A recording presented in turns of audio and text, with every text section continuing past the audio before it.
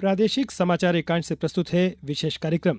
विषय संविधान हत्या दिवस, एक काला अध्याय। आज संविधान हत्या दिवस मनाया जा रहा है। यह दिवस 25 जून 1975 को भारत के संविधान को रौंदने के समय हुई घटनाओं की याद दिलाता है।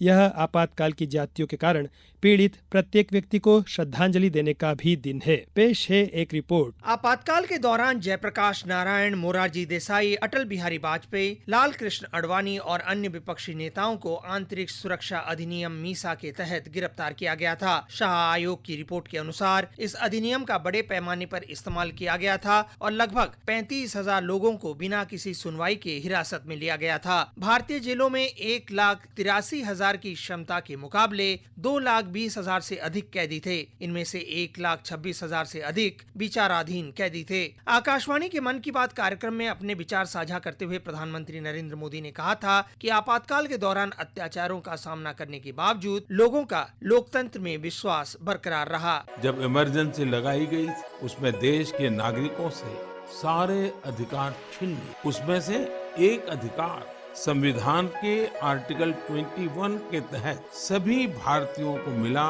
Right to life and personal liberty. आपातकाल के दौरान जेल में बंद रहे प्रख्यात पत्रकार राम बहादुर राय ने आकाशवाणी से बात की और उस दौरान हुए अत्याचारों के बारे में बताया। रात को जो सबसे पहले हमला हुआ वो 2 जगह हो। भारत सरकार ने, इंदिरा गांधी की सरकार ने किया।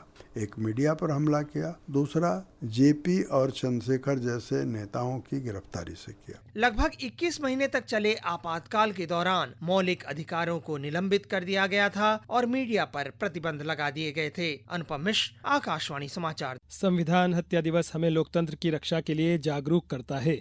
यह दिन हमें संविधान के महत्व और नागरिकों के अधिकारों की रक्षा के लिए प्रेरित करता है।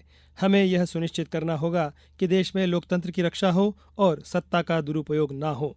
संविधान हत्या दिवस पर केंद्रीय गृह मंत्री अमित शाह ने कहा कि नरेंद्र मोदी सरकार ने एक निर्णय किया है कि हम संविधान हत्या दिन मनाएंगे, क्योंकि ये समग्र राष्ट्र की चिर स्मृति में रहना चाहिए कि जब लोकतांत्रिक तरीके से चुनकर कोई व्यक्ति तानाशाह बनता है तब देश को कैसे दुष्परिणाम भोगने पड़ते हैं। केंद्रीय मंत्री शिवराज सिंह चौहान ने आपातकाल को याद करते हुए कहा कि उस समय लोकतंत्र को पैरों तले कुचल दिया गया।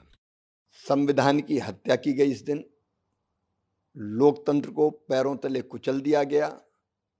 आज जो संविधान लेके घूमते हैं वो याद करें, यही कांग्रेस थी जिसके डीएनए में तानाशाही है और अपनी कुर्सी बचाने के लिए, सत्ता में बने रहने के लिए पूरे देश में लोकतंत्र को रौंदने का, पीसने का, कुचलने का काम अगर किया था तो श्रीमती इंदिरा गांधी जी ने किया था।